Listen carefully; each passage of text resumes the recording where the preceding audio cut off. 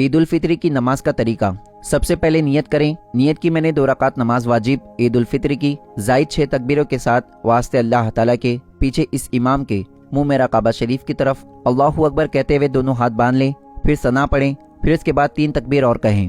पहली तकबीर में दोनों हाथ कानों तक उठाएं और अल्लाहु अकबर कहते हुए छोड़ दें। इसी तरह दूसरी तकबीर कहें और अल्लाहु अकबर कहते हुए हाथ छोड़ दें। फिर इसी तरह तीसरी तकबीर कहें और अल्लाहु अकबर कहते हुए दोनों हाथ बांध लें। अब यहाँ पर इमाम क़ीरत करेंगे, फिर उसके बाद रुकू और 2 सजदे करने के बाद दूसरी रकात के लिए खड़े हो जाएं।